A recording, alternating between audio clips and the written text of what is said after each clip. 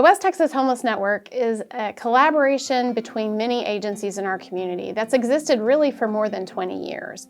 But in the last 10 years or so, the group working together has made a really active effort to address the mission of making homelessness rare, brief, and non-recurring in Abilene.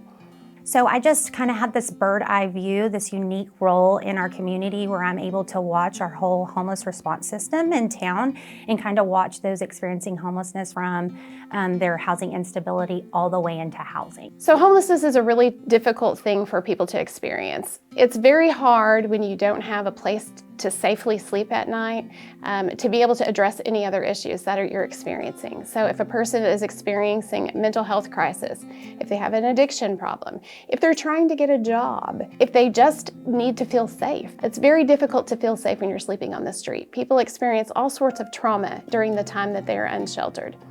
So I was homeless in Abilene from literally unsheltered from about 2014 to 2017. I think some of the reasons why homelessness is such a significant issue. Number one, it's the unsafe component of sleeping literally on the streets in your car. For me personally, I was a female. So a lot of people don't understand drugs was a mechanism for me to stay awake, to not get assaulted. A significant time on the streets is going to cause a lot of trauma, and it causes a lot of barriers. And what I mean by barriers is that when you are applying for a job, most places you have to have an address. And if you do not have an address, you are most likely not going to get a call back. Me personally, if I'm carrying everything I own in my backpack to come to a job interview, I might not smell the best. And it's just like a red flag for someone that is up in this employment market. When we approach homelessness in our community, we are trying to do so with a housing first approach, which means that we believe that people need to have housing in order to address the other things in their life that have created barriers for them to have success moving forward. We also believe in the lightest touch approach. So if we encounter someone who is on the verge of becoming homeless and just a small bit of support, whether it's financial or services or some other method of intervening, can prevent them from entering homelessness, we're going to do that. We're trying to do a lot of work on the front end to avoid people becoming unsheltered and then falling into this category of chronic homelessness where they're unhoused for long periods of time.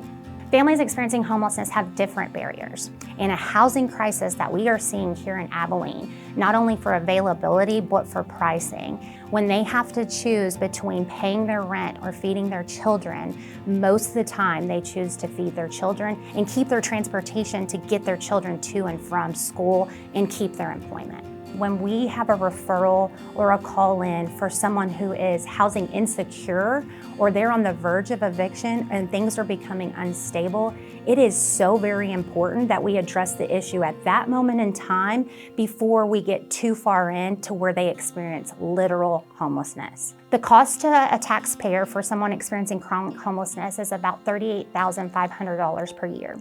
Those experiencing chronic homelessness use systems that are costly to a taxpayer, to include the medical care system of emergency room, our local police services, the county jails, and that's where that tax cost comes into. For a housing program with supportive services to wrap around persons that are experiencing homelessness into housing, it costs the taxpayer about $12,500 per year per individual. So it's a significant savings to those in our community.